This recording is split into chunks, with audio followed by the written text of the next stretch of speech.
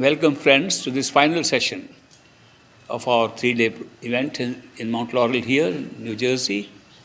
And as we conclude this session, I do hope that you found it useful and that you will be able to apply some of the things you heard today and yesterday and day before to your own spiritual life and to your own spiritual progress. Make this spiritual knowledge a practical knowledge, one that applies to every aspect of your life. Spirituality is not at 3 a.m., starting at 3 a.m. and ending at 5:30 a.m. Spirituality is 24/7. You want to be on a spiritual path, you have to be on the spiritual path 24/7.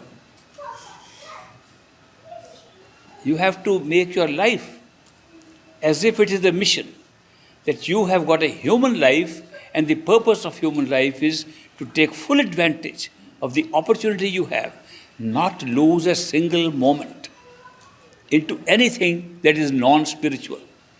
Make all your daily activities spiritual. The easiest way to make things spiritual is to repeat the mantra, the Simran, the words a master gives you at initiation to repeat, which can be done at any time and all the time. Somebody asked Great Master, Master, I am doing 2.5 hour meditation every day. I don't seem to be making any progress.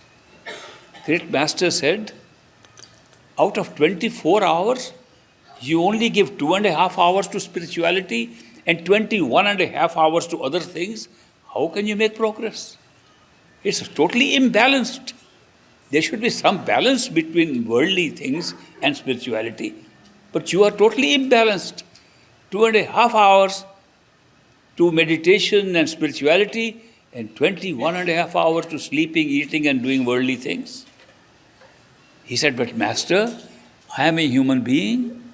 I have responsibility. I have got a family. I have to take care of my family. I have a job. I have to go and take care of my job. And I can't find even 2.5 hours. It's with great difficulty.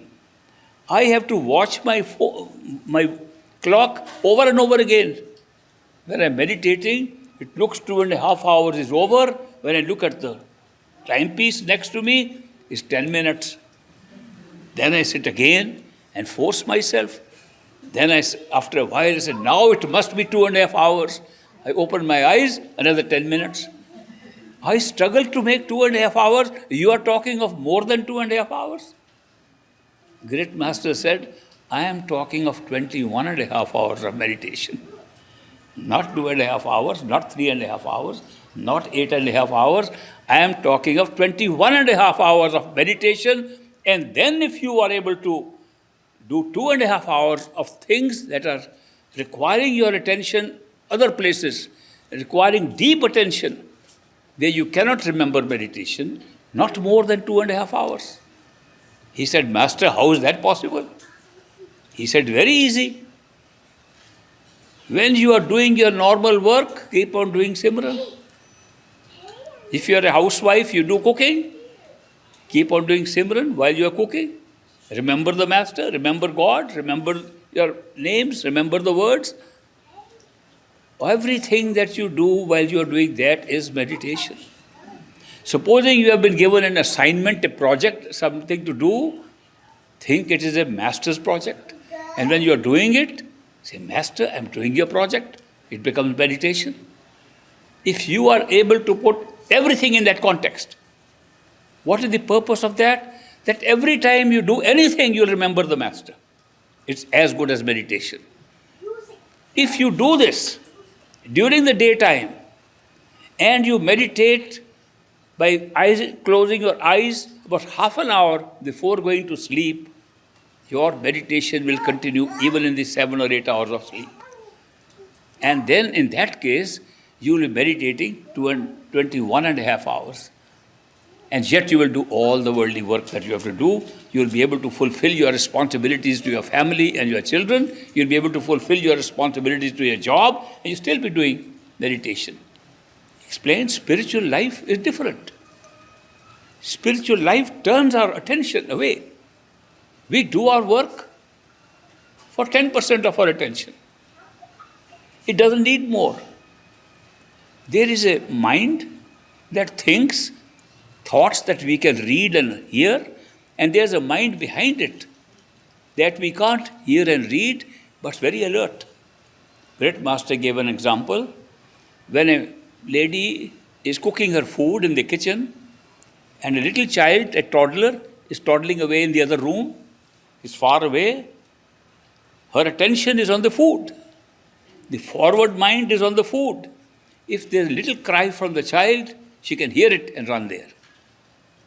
This is how you should work. You should use your forward mind in what you have to do. Your job, you're taking care of your family, you're taking care of other things, taking care of cooking, working, whatever you do. And Nijman, which he called the Nijman, the inner mind. The inner mind should be on the Master and on your spiritual purpose. There's an outer mind, which is the mind that is working, which you are using to work. There's a Nijman, the inner mind. The inner mind should always be thinking of that. It's not difficult. Just start practicing by whatever happens. Say, thank you, Master. I tell you the best way to inculcate a habit of remembering Master is to thank him for what happens. But supposing something bad happens, can you thank him for that? Yes, I think so. By saying, thank God it was not worse. Thank you, Master. Because whatever happens into our lives, there is something worse that could have happened. You all know that. We all know that. Therefore, when you say, thank you, Master, thank you, it was not that bad. Master, I had an accident. But for you, I would have been killed. I know you saved me. Thank you. You're not thanking him. Why did you take me into an accident? You could also say that. Master, I hate you. You couldn't protect me from this accident. You could say that also. By the way, if you say that, that's also meditation. Because you're still talking to Master. The beauty is, if you start associating your Master and your Simran with every activity which you can, whether you are angry or you are happy, it becomes meditation. That is the secret of love and devotion. People say, how can we develop love and devotion? Follow this simple principle. Follow the simple rules and love and devotion comes automatically. Then associate with the Master as much as you can. As much as you can afford. Because Master is a human being. He's a human being come just like ourselves. He's a human being who has job to do. He's a human being who earns his own living. He doesn't depend upon the donations given by his disciples. He earns his own living. A perfect living Master has never lived on donations of anybody. He leads a life just like anybody else.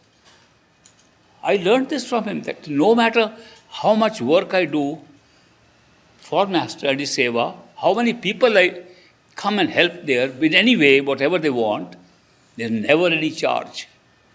Nobody can pay me for anything that I do which has got a spiritual touch in it. I gave some talks in a university. In the midst of the talk, where I was being paid, it was not a talk on spirituality, a talk on a scientific subject. The middle somebody asked me a question which was spiritual. I answered and declined the fee for the whole lecture. I said, sorry, it turned spiritual in the middle. I cannot charge anything for any seva I can do spiritually. Therefore, Master's work. I am doing my business. I have an office. At age 88, I'm still working. I have to take care of my family. I have to take care of my children and grandchildren. They sometimes want help from me. I work. People tell me, why are you working? I said, because I have a very expensive wife.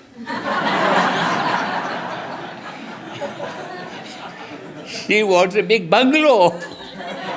I am used to living, I had such a small quarter in the Dera. I had a little house. This was a house like a double story. The upper one had a small little room. My father actually built it in the Dera. It was so small, when I took my friends to show me where I meditated, they were shocked. They went and saw only one small cot could fit in. If I slept wall to wall. And then on top, there were cobwebs, and then there were some lizards. Some of my American friends wouldn't go in. The lizard will fall on them. I said, I have not only slept, I have meditated very comfortably. I have never noticed these animals around me. He said, how could you do that? Didn't they frighten you? I said, fright only comes when you are afraid of them. You are afraid of them, what will happen? If you don't think of what will happen, you are never afraid. Do you know, all fear comes from what will happen, not what has happened. What has happened gives you strength to meet it, makes you know what to do. These experiments have been conducted about fear. That people were taken into a forest, there's an animal here roaming, they're afraid. We don't know where he is, when will he attack us. When the animal comes in front, fear goes away, is replaced by another emotion. How to escape, how to meet it, how to beat it, not fear. Fear is of the unknown. And that's why when you don't know, you are afraid.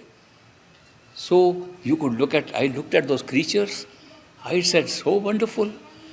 You are living in the Dera, you'll all be human beings next time. I am so happy to see you. Future Satsangis. Looked upon them so differently and had sound sleep, woke up early. Little room. I must tell you today, I don't need more than the little room ever again or ever since that time. So why am I living in a big house? Old karma. We have to pay our karma. So that is why I still work. It's okay. I enjoy it. I love it.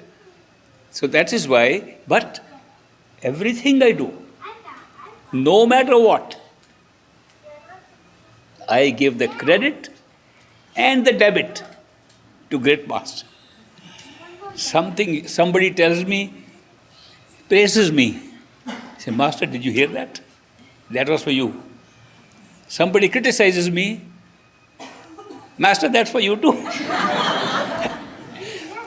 Somebody told me once, a good wise man advised me, you should give all the credit to Master and take the debit to yourself.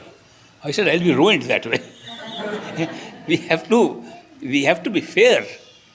If Master says he takes all responsibility, then he must accept both. Whatever happens. Great Master is willing to do that. All perfect living masters who initiate us are willing to do that. That's part of the deal. It's called a deal.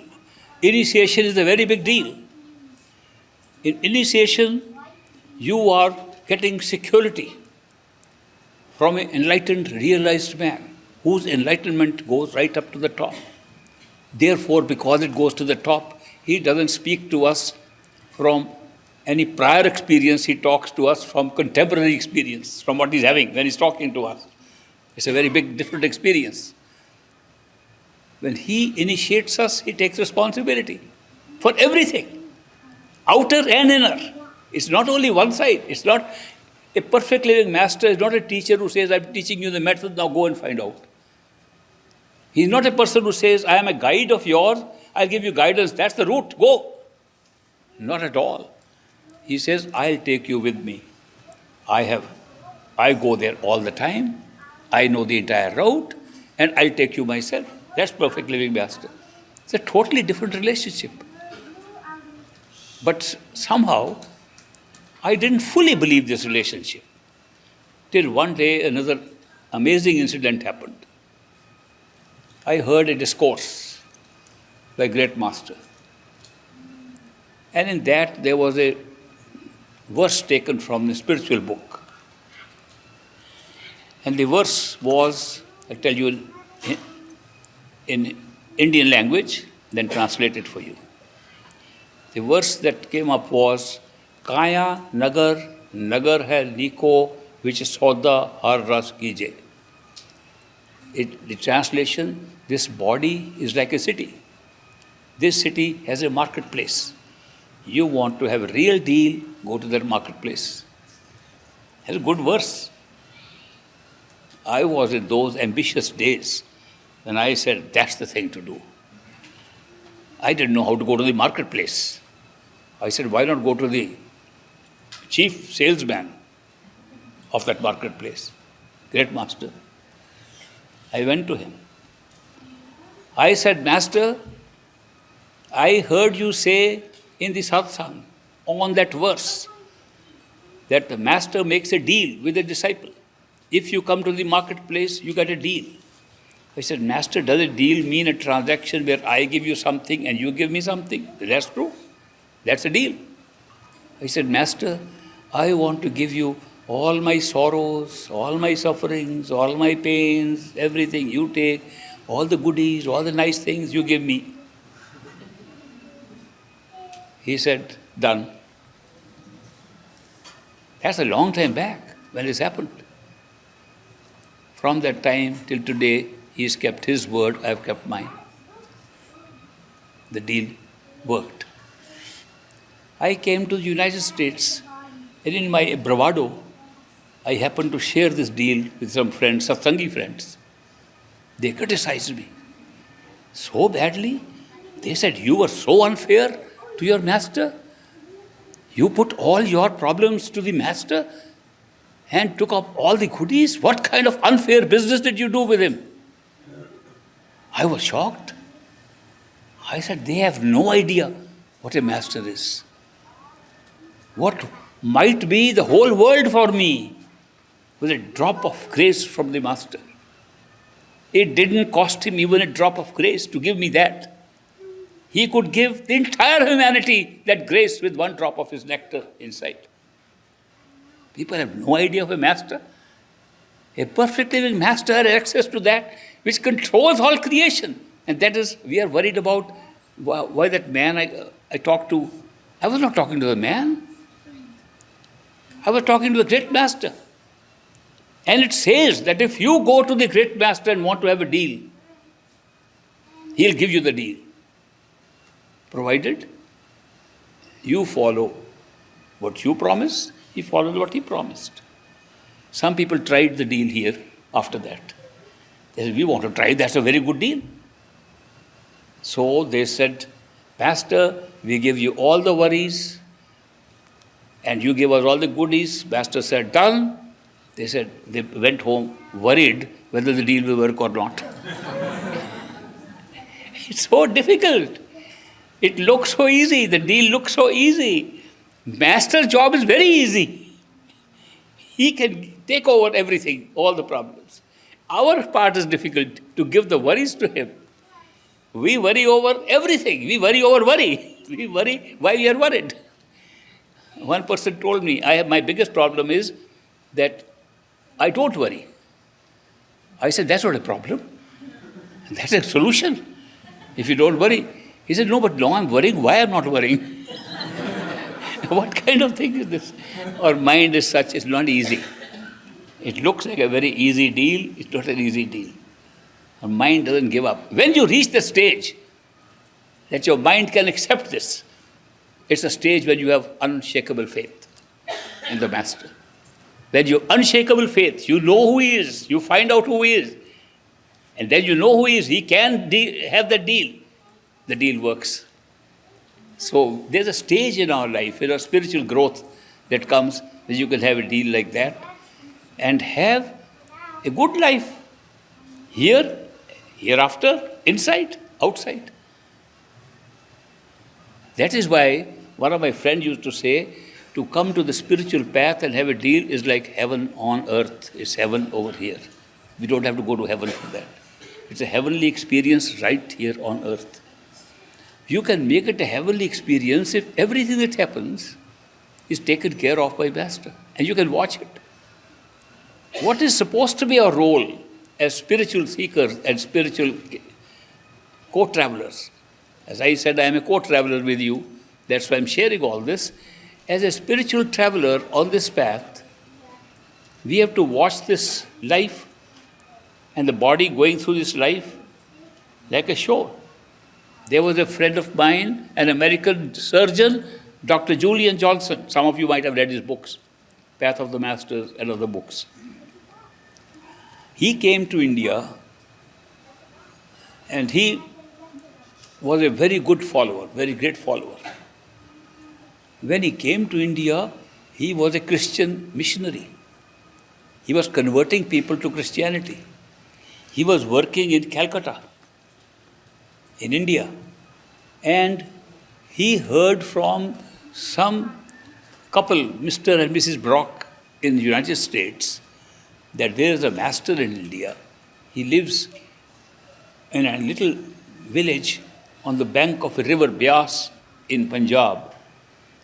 And you should go and meet him. He was curious to meet him, but then when he heard more stories of how people are able to give up their life and change their life by meeting a perfect living master, he had never heard of that before. So he decided to go and meet the master. He wrote to the master from Calcutta that I want to come and see you because I've heard about you from my friends and want to know what I can get from you. Master wrote back, come by a train that comes from Calcutta to Amritsar. It's called the Calcutta Mail. It does not stop where I live. It does not stop at a station called Beas. You can either stop 25 miles earlier at Jalandhar or 25 miles later in Amritsar. We'll pick you up. Since Jalandhar comes first, it will be more convenient for you to get down at Jalandhar. Secondly, a very close friend of mine, an attorney, an English-speaking attorney, lives just next to the railroad station in Jalandhar. And you let us know which train you are coming, he'll come to the station and pick you up. Master's letter went to him. He boarded the train, and while he's in the train, Master says to Bhagat Singh, let's play a trick on him. Could you imagine a master trying to play a trick on a newcomer like that? I think he was very mischievous that way. He was, I saw many times.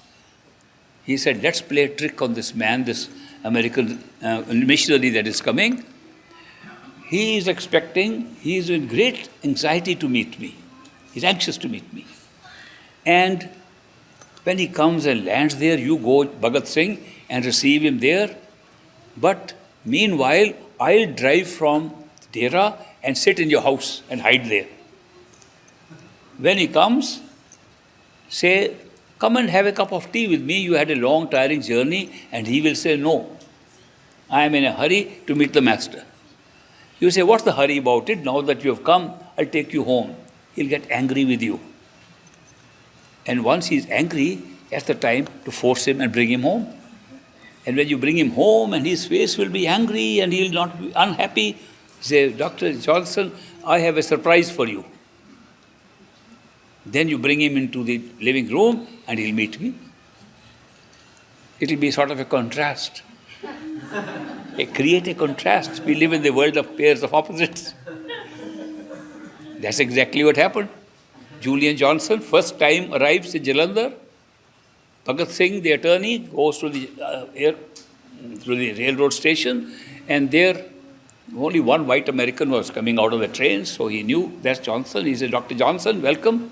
I have come, I'm Bhagat Singh. I'm sent by great master to receive you and take you to the Dera. But before we go to the Dera, I want to take you home to give you a cup of tea. It was a very long journey. And he said, no, I'm not interested in tea. I'm not interested in going anywhere. I just want to go straight to the master and see him. He said, what's the hurry? You are so tired. He said, look, don't irritate me. I have not come here for tea. I come from United States of America and I'm doing very important work in Calcutta and I don't want to go into tea and all these things. I've not come for any social activity. He says, come on, doctor, you might be an American, but Indian custom is to treat people with a cup of tea and some sweets I've kept for you. No, I don't want to go. And he took him by force to his house. And there he says, in the house, Dr. Johnson, I have a surprise for you. And he brings him into his living room, and great master sitting there, he says, welcome, Julian Johnson. First reaction, stunned. And first words he spoke, Master, you came over here to see me? Master says, you traveled thousands of miles to come and see me. I only traveled 25 miles to come and see you. Come, welcome, sit with me. He sat there, he didn't know what to talk. The surprise itself was overwhelming him. He sat there looking at Master, just looking at him and wondering, what kind of a person is he? Why do I call him Master? What is radiating from him? What's happening to me? Later he went with great master to the Dera and typed out a letter to his friends and family back in the United States. I saw a copy of that letter. He wrote, I have just arrived today and great master played a trick on me and I thought I will see him in the Dera. He himself traveled all the way to the city where the train stopped and brought me home. And when the attorney took me to his house, I was so surprised, amazed, I looked at as if God was sitting in front of me.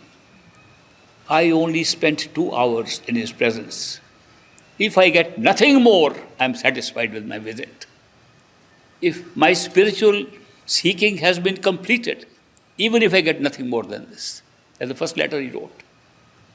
Afterwards, he meditated a lot, as much as he could, because he said, this is my whole-time job now, to test out what this spiritual path is, what this Srut Shabd Yoga is, what this yoga of audible sound current is.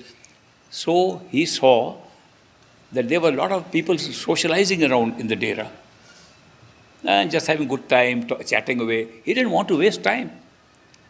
After a few months, he decided to see where are the people, real seekers who are meditating, and he found there were some sadhus. Some people come exclusively for meditational purposes, and they had dug their caves on the bluff of the river Byas. He went and dug his own cave and made his meditation cave on the bank of the river, about a mile away from the Dera. And he would go and meditate 8 hours, 10 hours at a time. He got so many experiences which he wouldn't share with anybody. Great Master told him, you can share with some people. Out of those some people, the fortunate one was me, because I was very small and I spoke English and we could communicate, so I would go with him to the cave also, to his cave. He shared pretty soon, a few months later, an experience where he saw his past lives. One life, second, third, back to the Stone Age, where he was a caveman and he almost killed his son, who was disobedient, by knocking him on a stone and throwing him in a well. The last moment he didn't do it, but the intention created a lot of karma for him later on. And he saw all that.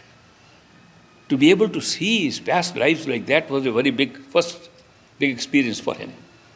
Then he began to have experience of higher levels of awareness. And as he went through these things, he became a good friend of mine. And we would share this information. I was also having some little stories to tell him, which he listened to intently.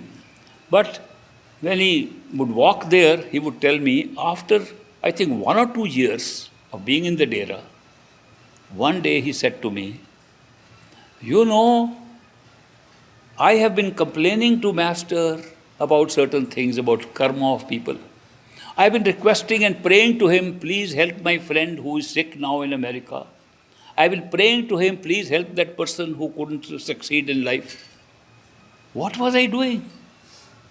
I am realizing that this human life with sickness and health, human life with poverty and riches, this human life with ups and downs, is a package, a platter of opportunities for us.